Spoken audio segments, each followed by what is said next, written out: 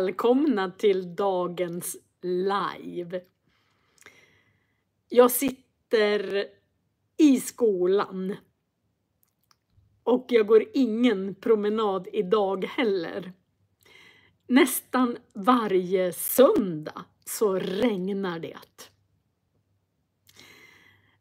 När jag skulle hit idag, då kom det så mycket regn så att det var som en dusch. Det bara öste ner och hela mitt hår blev alldeles flurigt, brukar jag säga. Så jag försökte, det såg ut som jag hade duschat. Ja, här bakom mig så ser ni att det är väldigt grönt. Men det regnar och sen blir det solsken. Hej Fatima! Det regnar och så blir det solsken. Jag ska visa här. Det här är alltså utsikten. Ni ser vad grönt det är. Jag tycker om, här ser man alla fjällen. Ni ser. Hej Barbara! Ni ser att det blir olika skiftningar. De här närmaste fjällen, de blir mörkare. Och ju längre bort man kommer, där borta, är det ganska ljust. God morgon! Hej hej alla! Så ända där borta, där, dit är det faktiskt nästan 1,5 mil. Det regnar i Sydney. Ja, jag tror att det regnar faktiskt lite överallt. Men visst är det en fantastiskt fin utsikt. Det är lite regnmoln. Man kan se att molnen är grå. Det regnar i Stockholm. Det blir ingen promenad idag. Nej, nej, nej. Tack så jättemycket för era fina ord. Alltså, titta här. Jag har förberett lite granna. Hör ni inte mig? En säger att de inte hör mig. Kan någon säga om ni hör mig? Ja, ni hör. Jättebra. Jag är lite ledsen. Ni vet, jag brukar alltid ha ett halsband. Ni ser, jag brukar ha en ängel och sen så en rund ring här. Men halsbandet har gått sönder.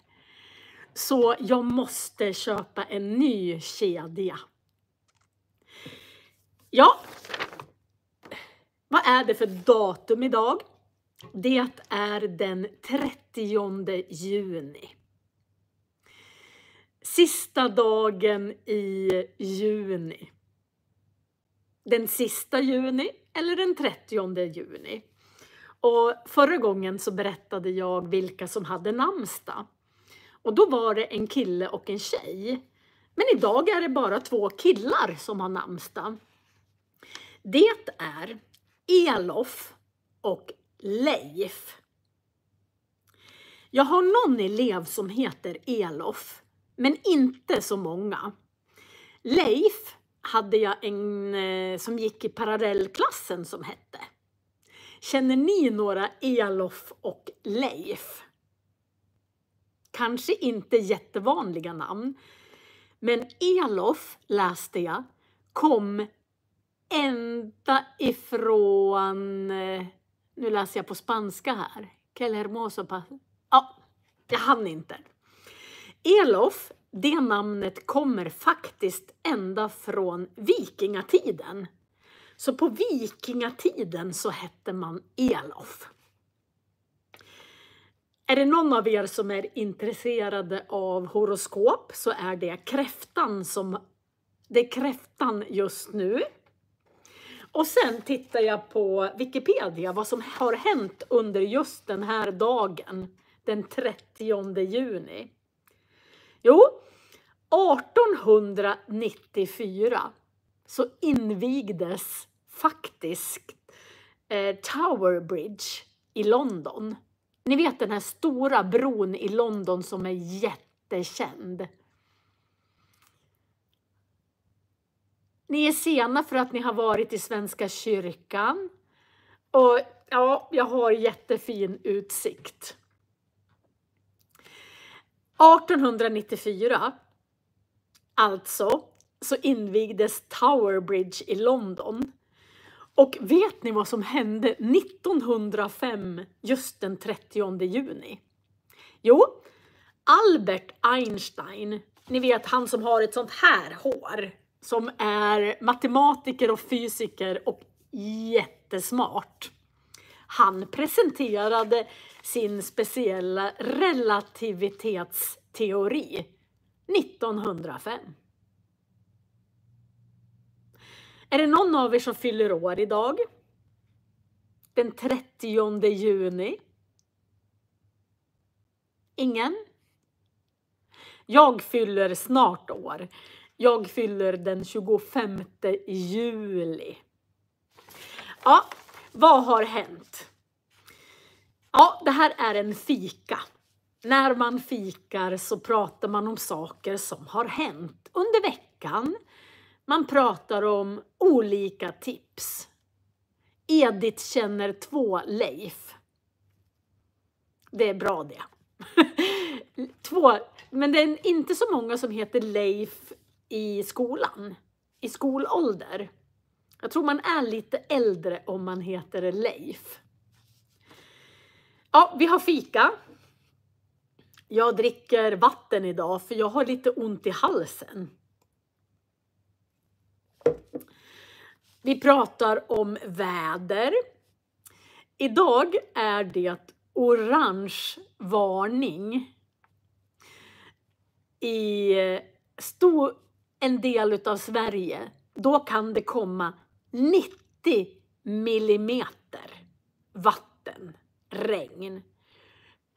Om det står 90 millimeter så betyder det att det kommer 90 liter vatten per kvadratmeter. De varnar för översvämningar och att att det kan komma ner vatten i hus. Så det skulle börja klockan 11 idag i Halmstad på västkusten, alltså lite längre ner och sen upp genom Sverige. Är det någon av er som bor i Halmstad som har fått massor med regn? Ja, jag hoppas det inte blir för mycket regn. Förra lördagen så hämtade jag mitt barnbarn Zacke. Zacharias heter han. Han är 7 år. Och jag berättade förra söndagsfika att han tyckte att det var skönt att få semester från sina föräldrar.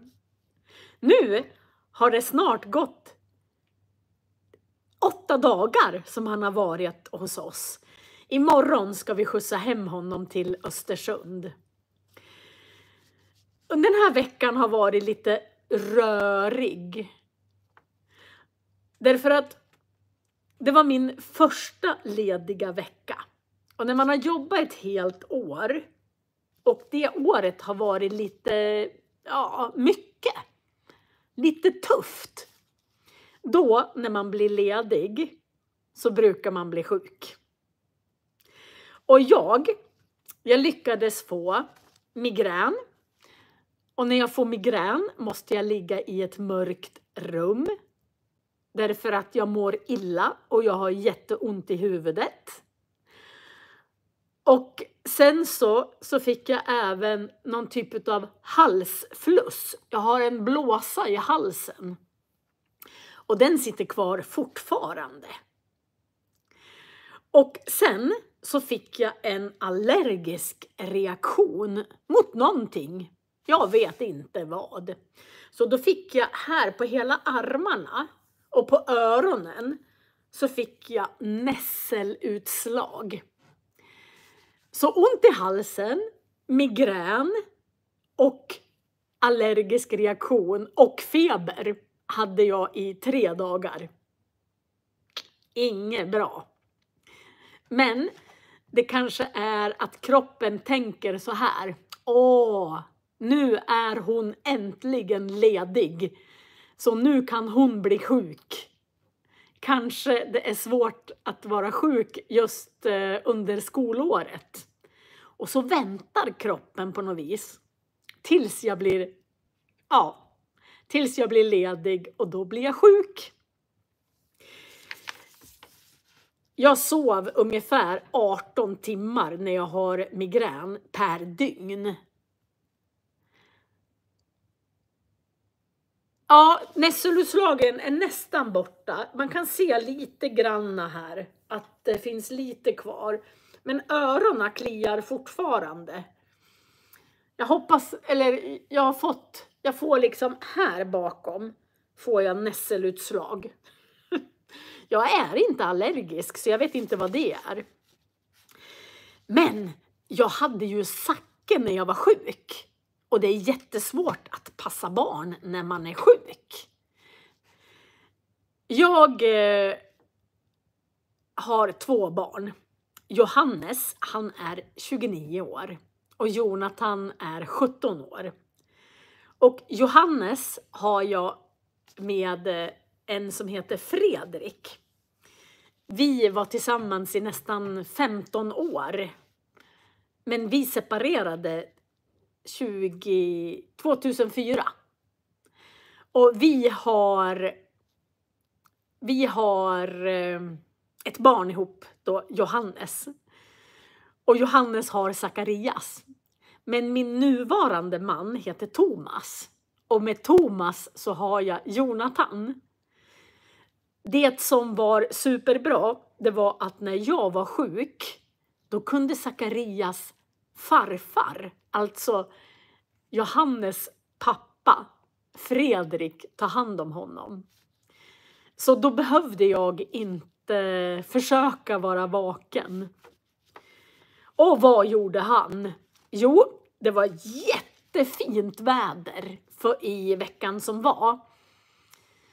Och solen sken och vi hade nästan 29 grader varmt. Jag tror det var varmt i hela Sverige då.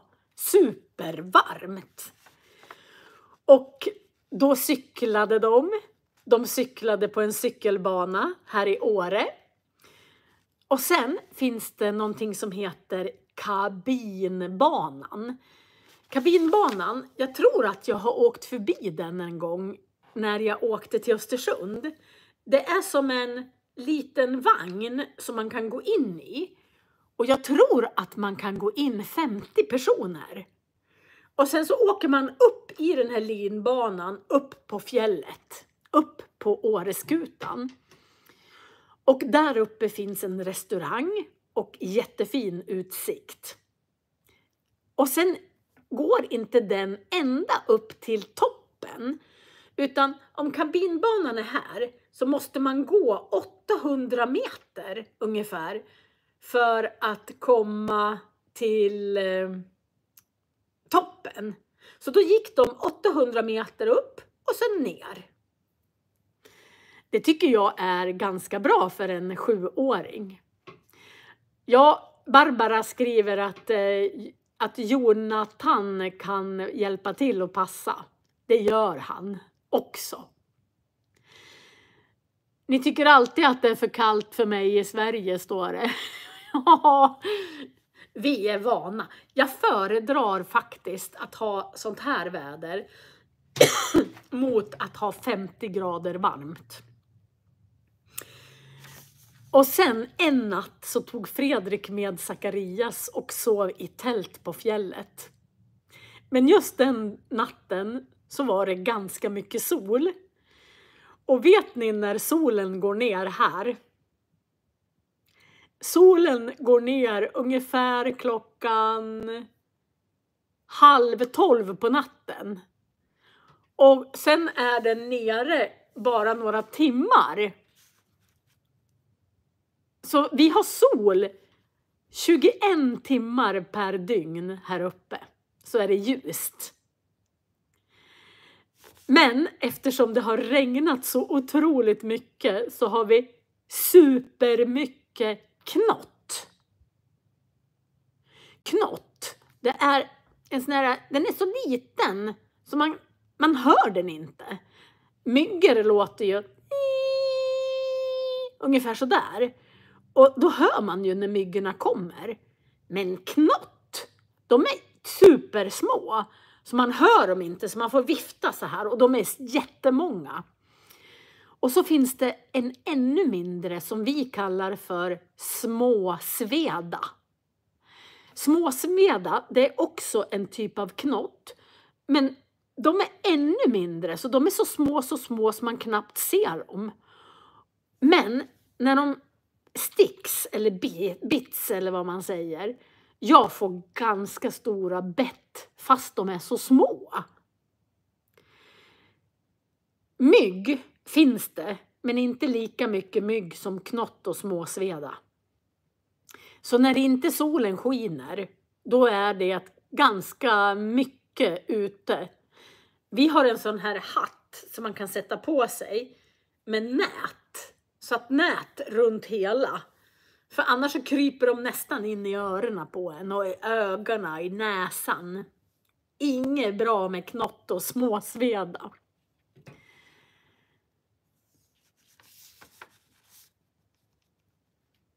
Ja, jag vet inte hur när solen går ner för er på nätterna. Vet inte.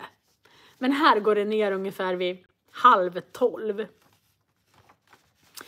Sen tror jag har pratat om det förut. Jag ska visa. Ni pratar ofta att jag ska ge tips på böcker. Den här boken, den heter, det är en sån här barnbokserie som heter Lasse-Majas detektivbyrå. Jag tror faktiskt att den finns som film också. Och den här heter Café-mysteriet. Och om man tittar i den här boken så är det ändå ganska mycket text. Ni ser. Det är ganska mycket text på en sida. Den här boken är 74 sidor. Och Zacharias, han har fått som sommarjobb hemma hos farmor att läsa högt i en bok. Och det gjorde jag med Jonathan när han var liten. Då fick han 20 kronor för 30 minuter för att läsa. Och Jonathan läste och läste och läste. Och han började mellan förskoleklass och ettan. Då hade han precis fyllt 7 år. Och sen gjorde han det även mellan ettan och tvåan och mellan tvåan och trean. Men mellan tvåan och trean då började han läsa engelska böcker.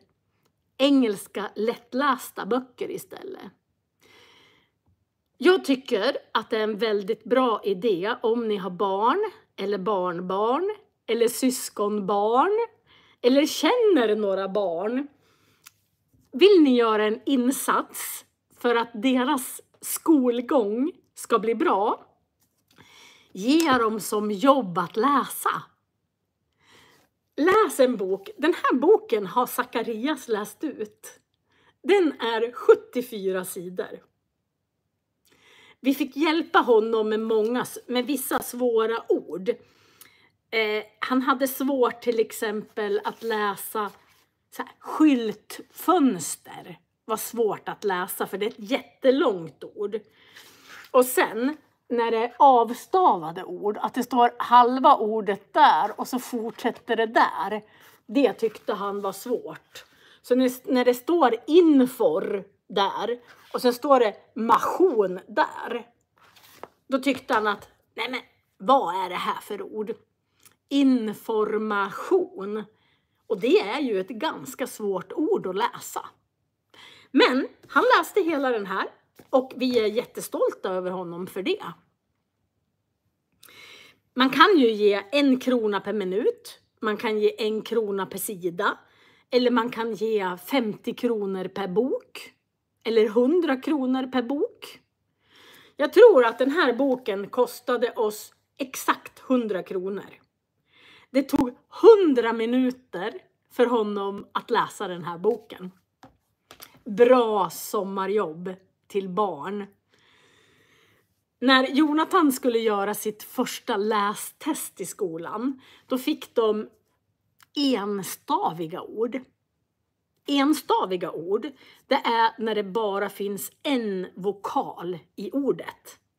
Till exempel bad, bo, tall. De är enstaviga ord. Och då skulle de läsa på 1 minut, så skulle de läsa så många ord som de kunde. Och det var 120 ord. Och Jonathan hann med allihopa. Och man behövde bara läsa 60 för att få godkänt. Sen har inte han haft något problem att läsa skolböcker. Så om ni har barn eller vill göra en insats för någon, ge dem som sommarjobb att läsa. Ja. Zacharias tycker att det är jättebra att vara hos sin farmor. Därför att jag skämmer bort honom. Har ni hört det uttrycket? Att man skämmer bort någon. När man skämmer bort någon, då kanske de får lite extra uppmärksamhet. Man gör alla saker som de vill. De kanske får fika och glass. Och kanske får göra roliga saker. Man går ut och gör saker. Man kanske åker och badar. Och han tycker det är så bra att vara hos farmor. För farmor skämmer bort honom. Det får man göra som farmor. Det tycker jag. Ja, vad har jag gjort mer den här veckan? Förra veckan pratade jag jättemycket om midsommar. Och visade vad vi hade ätit och så. Jag har inga bilder. Men den här veckan när jag var frisk, så har vi målat hus. Jag pratade om att vi skulle tvätta huset. Och då var det någon som frågade, vadå? Tvätta hus? Gör man det? Och heter det så? Ja, det heter så. Man tvättar hus. Och när man tvättar hus, det blir nämligen jättemycket smuts på huset. Och så kan det finnas mögel, svart mögel och alger. Och det är inget bra om svartmögel och alger hamnar under färgen. Därför att det kan bli, det blir inget bra. Inget bra alls. Ja, han har inte haft så mycket skärm vi gör massa andra saker. Han får inte titta på skärm. Vi har tagit bort skärmtid. Ja, det var 17 år sedan sist vi målade huset. För då var Jonathan nyfödd. Och en av sidorna, ni vet, hus har 4 sidor. Och vi har en sida som ser ut så här. Och det kallas för gavel. Gaveln. Och just en gavel, där skiner solen. Och det blåser ofta mot där och det regnar. Och sen så på vintern då brukar vi skjutsa upp snö utefter huset. För det isolerar. Så det blir ganska utsatt. Så jag var tvungen att skrapa och slipa bort all lös färg. Så jag höll på och slipade i säkert 6 timmar. Och när man har slipat ett hus så att träet kommer fram, då måste man grundmåla. Så vi har tvättat, vi har slipat och tagit bort färg och grundmålat. Och sen så har vi målat en gång och sen ska det målas en gång till. Men det är bara ena gaven som vi var tvungna att göra så på. Sen börjar det regna. Och när det regnar kan man inte måla. Så en sida är helt klar. Gaven är nästan klar. Och sen har vi tvättat framsidan. Men när sommaren är slut, då ska det vara klart. Ja, vad har hänt mera då? Ja, Lasse-Majas detektivbyrå finns på Netflix. Men man kan läsa den också. Det är bra tycker jag när man lär sig ett språk. Ett nytt språk. Att man kanske köper en bok.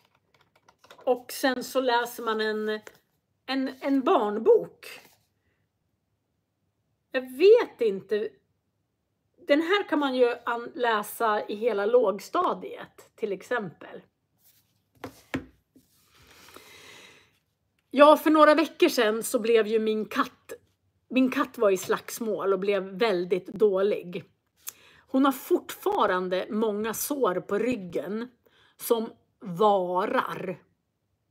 Om någonting varar i ett sår, då kommer det ur sån här gul vätska som inte är så bra. Så vi försöker göra rent såret varje dag på katten. Och sen får katten följa med på semester. Vi ska köpa en liten kattbur och ha i bilen. Därför vi törs inte lämna henne ensam hemma. Att det bara kommer någon och tittar till henne. Så hon får lära sig att åka bil. Vad har mer hänt? Ja, Thomas, min man. Jag vet inte om den här boken finns i biblio. Om ni ser vilka som har skrivit boken så är det Martin Widmark och Helena Willis står det. Ni får söka på det. Thomas jobbade sin sista dag i fredags. Och han är supertrött just nu. Man blir ofta supertrött första dagarna på semestern. Eller så blir man sjuk. Ja, så han ska vara ledig. Och imorgon ska vi åka till Östersund och lämna tillbaka Zacke. Då har han varit hos oss i 9 dagar. Och sen så ska vi köpa kattsaker. Vad ska vi göra mer? Vi måste nog köpa mer färg. Och på onsdag, då ska vi gå en handledarkurs. Vad är det? Jo, i Sverige får man börja övningsköra med sina barn när de är 16 år.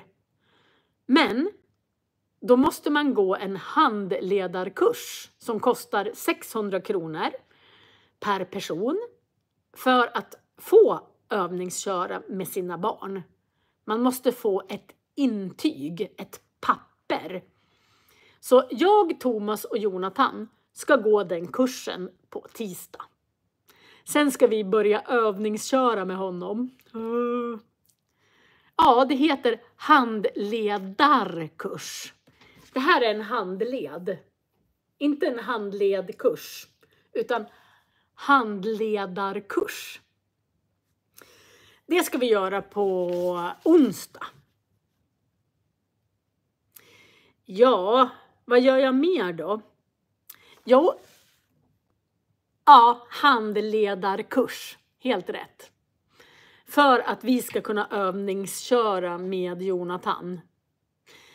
Vi har ingen automatbil, utan vi har manuell växellåda.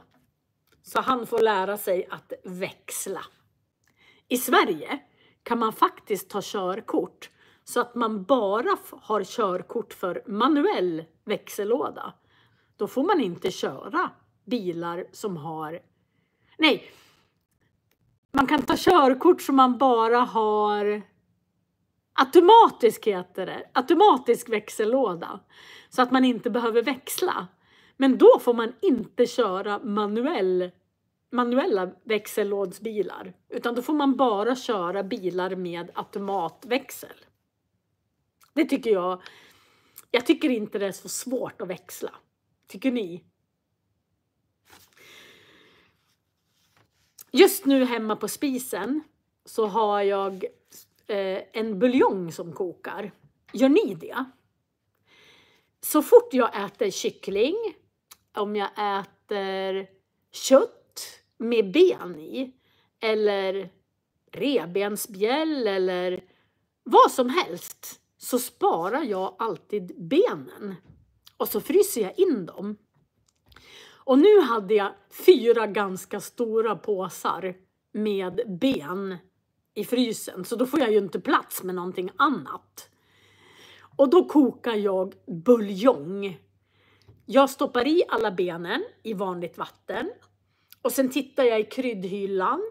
Och så stoppar jag i timjan, rosmarin, basilika, cayennepeppar, kanel, brännässelpulver, rosépeppar, enbär. Alltså allting, mynta. Allt som jag har i stort sett i kryddhyllan så stoppar jag ner lite granna. Och sen har jag i morot och lök, palsternacka, rotselleri. Och sen får det koka i ungefär 30 timmar. Då blir det världens godaste buljong som man kan ha. Ja, manuell var jättesvårt. Automat är lättare och enkelt. Det kan vara mycket enklare att köra med en automat. Ja, så att jag håller på att koka en buljong så att jag kan göra riktigt goda soppor. Jag brukar göra svensk gulaschsoppa. Och då måste jag ha jättemycket buljong i. Har ni semester nu? Har eran semester börjat? Min har börjat.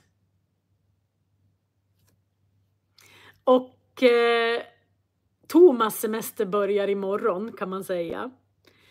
Men vi har bestämt faktiskt att vi ska inte planera så mycket den här semestern. Ibland så är människor mycket tröttare efter semestern än innan semestern. Därför att man bestämmer att då ska vi göra det och då ska vi göra det. Och sen planerar man in nästan varje dag vad man ska göra. Och jag vill inte göra så i år. I år vill jag inte planera att vi ska göra det och det. Jag vet att vi kommer att åka till västkusten någon gång. Och jag vet att jag ska hälsa på min familj i Köping. Men Jonathan vill inte riktigt följa med på semestern. Utan han får stanna hemma och passa katten. Och måla hus. Han ska följa med en vecka på vår semester. Sen ska han stanna hemma. I 10 år. För 10 år sedan när jag fyllde 50. Så jag börjar SVA 3-kursen imorgon.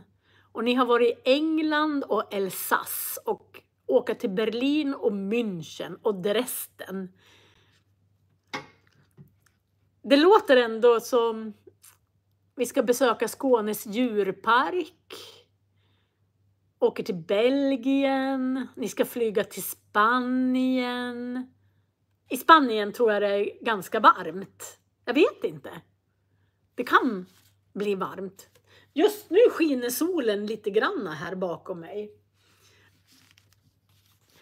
Men i 10 år har vi varit nere vid våran sommarstuga i Köping. 10 somrar. Från Jonathan var 7 år till han blev 16 år. Men han vill inte följa med längre. Och då vill jag vara hemma och umgås lite med honom och göra saker på huset. Vi har försummat vårat hus. Försummat betyder att man inte har skött om det. Så nu måste vi måla huset.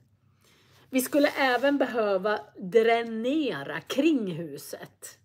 Alltså man gräver ut runt huset och sen så lägger man dit grus så att det inte blir blött. Det skulle vi också behöva göra. Ja, vi försöker vila den här sommaren också. Vilar ni på sommaren? Jag tror det är viktigt att man vilar också och inte bara gör en massa saker. Ja, vissa är i Sverige på västkusten och är också glada över att inte planera något. Ja, då ska vi se.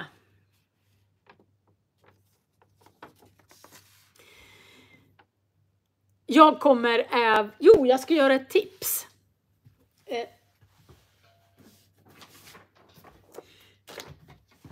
Jag försökte tänka ut, när jag lärde mig franska, så försökte jag tänka ut hur lärde jag mig franska bäst. Det är ganska mycket jobb, men ibland så kan det vara bra att lägga ner mycket jobb. Jag gjorde så här, när vi skulle ha en tenta på högskolan. Vi läste jättemycket böcker. Jag tror vi har läst totalt 50-60 böcker på min franska kurs när jag skulle bli fransklärare. Och då var det så här att proven var att vi skulle kunna vissa sidor, kanske bara några få sidor, eller så här till exempel. Då fick vi ett uppslag, det här kallas för ett uppslag när man slår upp boken så här. Det här är en sida, men det här är ett uppslag. Då fick vi kanske ett uppslag per kapitel som vi skulle kunna översätta från franska till svenska och från svenska till franska. Så då skrev jag ner hela sidan så här ungefär, fast jag skrev för hand då. Och då hade jag franska på den sidan och svenska på den sidan. Och så kan man vika bort, för vi var tvungna att kunna från franska till svenska, då körde jag åt det hållet. Men sen skulle vi även kunna översätta exakt samma text från svenska till franska. Just den här, när man använder 2 sidor, att man har en spalt emellan och sen har man det språket man ska lära sig och sitt eget språk, alltså i 2 spalter. Och så viker man undan och så lär man sig det och översätta det och så lär man sig att översätta till från sitt eget språk. Det här kom en man på som hette Losanov. Han var en pedagogikprofessor och sa att man lär sig otroligt mycket snabbare om man har det i spalter med ett språk här och ett språk här. Han jobbade väldigt mycket med diplomater och sådana som var tvungna att lära sig ett språk väldigt snabbt. Och i och med att han alltid hade alla texter så här, som i 2 spalter, så kunde de lära sig upp till 3-4-5 tusen ord på 2 veckor. Det är svårt att översätta från sitt eget språk till det språket man ska lära sig. Men man lär sig otroligt mycket grammatik. Då ska vi se. Här står det så här till exempel. Jag ska hitta en text som är ganska okej. Här står det så här. Hej Daniel, mår du bra? Ska vi gå på bio på onsdag?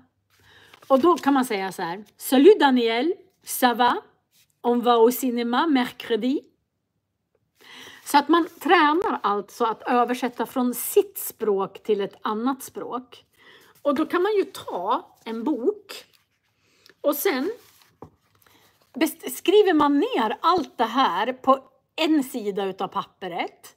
Och sen översätter man exakt likadant.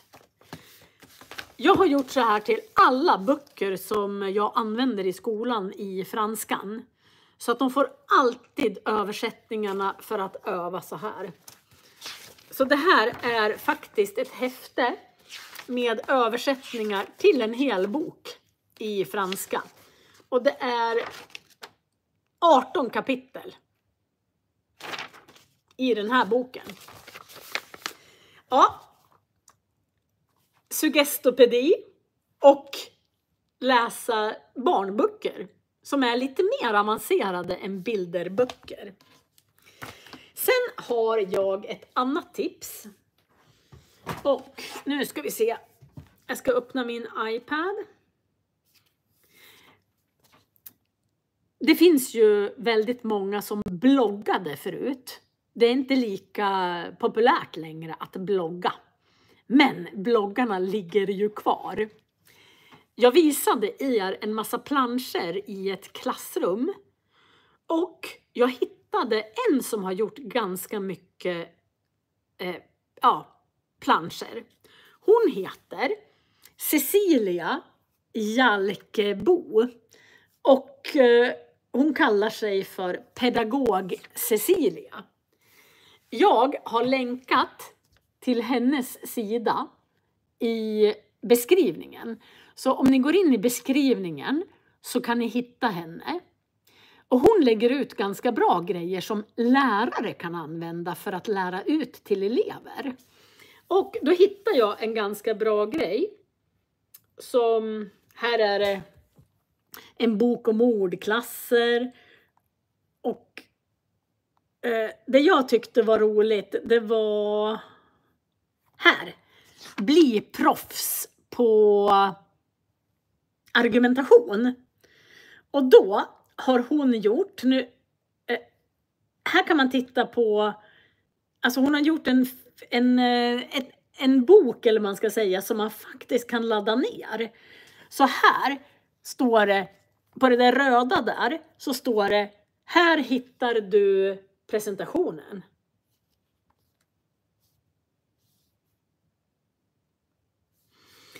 Och då kan man alltså gå in och sen kan man ladda ner hela hennes presentation. Det tycker jag är fantastiskt. Och den håller på att laddar. Och då kommer man in här, bli proffs på att argumentera. Och så kan man hoppa från sida till sida här. Olika texttyper. Och sen har hon även lagt in filmer som man kan klicka på. Film om debattartikel, film om insändare. Många utav er frågar mig ofta, speciellt ni som studerar svenska. Kan inte du göra en film om argumentation eller insändare? Men här är det redan en som har gjort det. Här är en film om en insändare och här är en film om debattartikel. Och hon kanske inte finns, och man kan bara klicka vidare. Så kommer man här till nästa och nästa och nästa sida. Och så har ni, den här presentationen är 21 sidor. Där hon berättar hur man ska argumentera och även gjort filmer.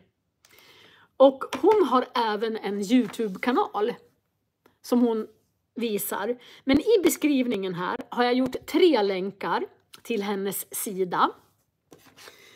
Så ni behöver bara klicka på de länkarna så kommer ni dit. Hon heter, nu ska vi se ifall jag tappar bort henne. Hon heter Cecilia Jalkebo. Och hon har skrivit ihop det så det blir ceciliajalkebo.com. Där har ni adressen.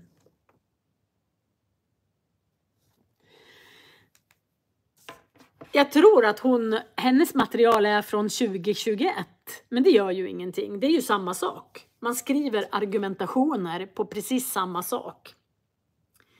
Så mina tips idag, hur ni ska lära er, mina pedagogiska tips, det är att man gör suggestopedi som Låsanov med spalter.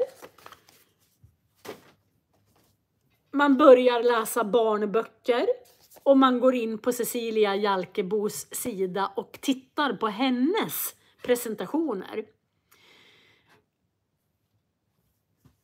Sen har jag en bok som vi har haft, ibland har vi svårt att få killar att läsa på gymnasiet. Att det är lite svårt att få dem att läsa. Här har vi en. Jag är Zlatan Ibrahimovic. Och den här boken brukar vi få de som inte tycker det är så kul att läsa. Här i så finns det ganska vanliga ord. Det är naturligtvis många fotbollsord. Men det är ändå inte supersvåra ord. Så den här boken brukar vi få killar att läsa. Så den här finns även i en lättläst variant. Att man kan, att den är lite förenklad. Men jag tycker att om man läser förenklade böcker, då försvinner charmen att läsa en bok. Det försvinner så mycket beskrivningar så att jag tycker att boken blir platt och tråkig och grå. Mycket bättre att läsa originalet, inte lättlästa. Och sen så kämpar man lite mera. Man kan ta 10 meningar per dag, kanske. Ja, vad har jag mer för knasigt då? Ett bra sätt att börja lära sig att skriva på ett språk. Många frågar mig så här. Ja, men jag har så svårt att skriva. Och jag vet inte vad jag ska skriva om. Det här är en dagbok. Det här är en 10-årsdagbok. Det står att den är från 1997 till 2006. Men jag har inte skrivit så mycket i den. Ni ser, vissa sidor är väldigt tomma. Så man kan ju sudda ut den här. Och sen så kan man ju skriva vilket år man är på. Men jag har skrivit på vissa sidor. Ni ser, det är inte mycket man ska skriva på de här raderna. Utan man skriver bara... Ja, det är mycket text i Zlatan. Men för att lära sig ett språk, ta 5 meningar i taget. Inte mer. 5 meningar per dag. Då lär ni er väldigt många andra ord. Det var så jag lärde mig franska. Genom att läsa böcker.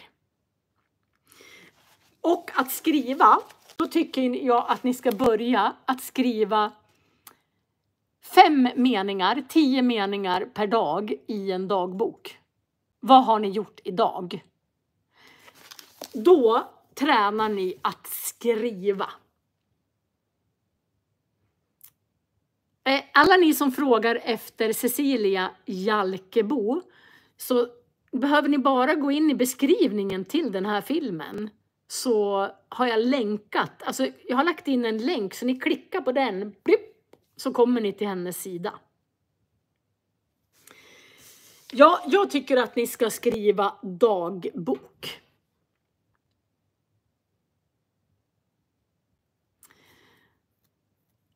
Ja, ni skriver att ni har hittat vissa böcker. Att läsa är viktigt, ja. Och ni läste Narnia, men det var gammalt språk. Ja, då kan det ju vara bra att ta en bok som Zlatan till exempel. Och ja, därför att det är väldigt mycket vardagliga ord i den. Det var mina tips. Jag har ett tips till. Jag har inte länkat till det. Men jag ska se om jag kommer in här. Ja, oftast är jag på telefonen. Men nu har jag ju inte telefonen där eftersom jag har ju telefonen här. Alltså det är den jag filmar med.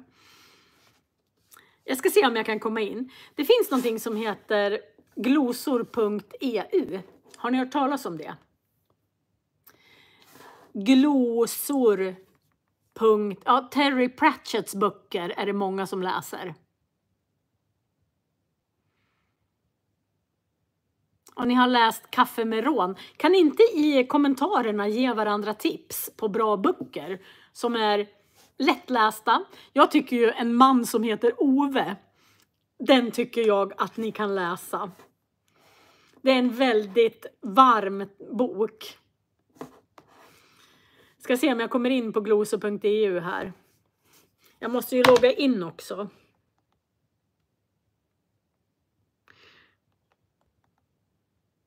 Nu loggar jag in på glosor.eu.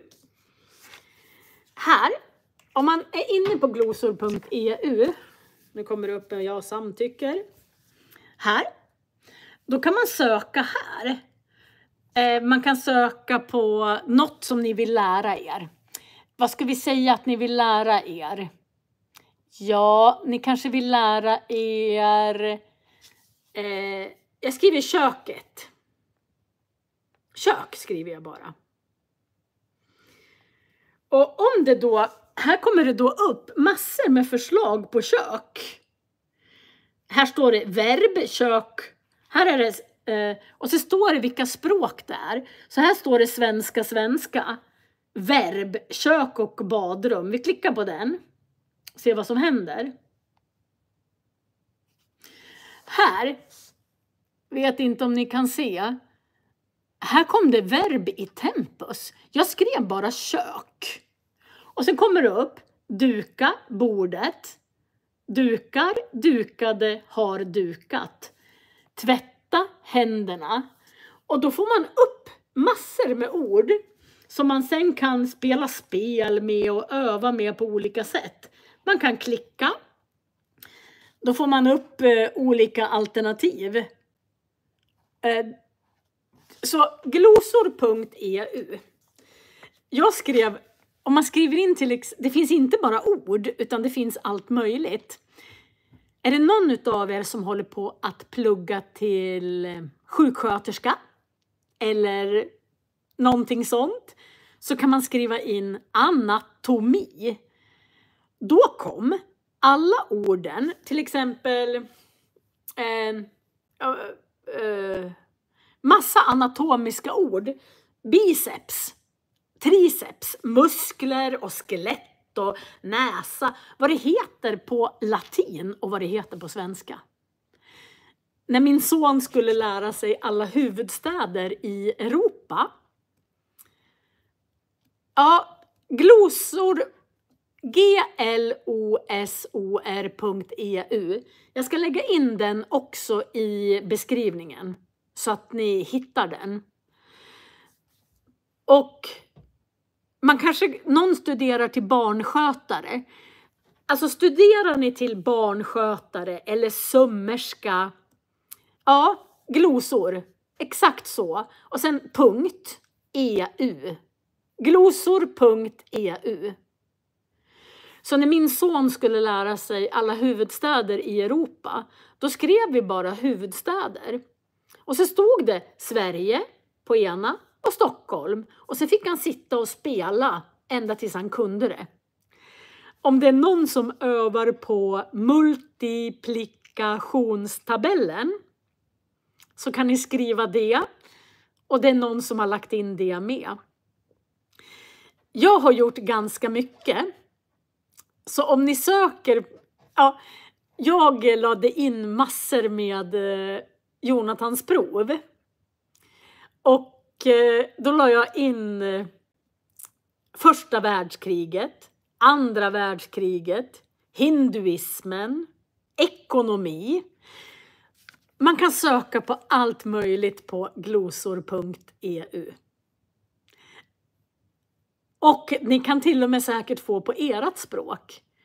Ibland står det svenska, svenska, svenska, engelska, svenska, franska, svenska, engelska, svenska, arabiska, svenska, tyska.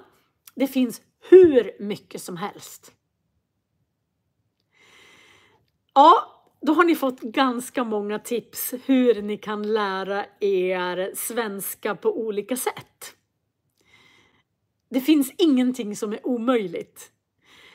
Utan om man lär sig på ganska många olika sätt. Man läser, man skriver dagbok, man går in på glosor.eu. Man översätter i spalter. Och sen så gör man på massor med olika sätt så det inte blir tråkigt. Ja, nu har det gått 1 timme snart. Och det börjar ta slut på tiden. Det är slut på fikat den här gången. Fika med berättelser och tips. I beskrivningen här så har jag länkar till alla mina spellistor. Jag har säkert 10-14 olika spellistor. En med grammatik. En med partikelverb. Köket. Dikter. Ljudböcker. 5 ord per dag. Live. Jag försöker komma på. Ja, jag har ganska många olika spellistor. Så klicka på spellistor och sen väljer ni en spellista. På grammatik kanske jag har 75 filmer. Så ni kan plugga mycket. Om 1 timme så har ni svensk undertext på den här filmen. Och om 2-3 timmar så finns det undertexter på väldigt många flera språk. Och jag ska köra språkfika varje söndag klockan 12 hela sommaren. Och ni kan titta i efterhand.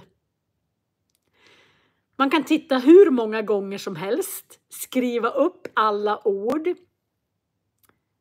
Nej, Sara Lövenstams podd vet jag inte om. Ni får gärna ge tips till varandra. Jag tycker om er. Jag är glad att jag är frisk. Jag har fortfarande utslag, allergisk utslag här tror jag.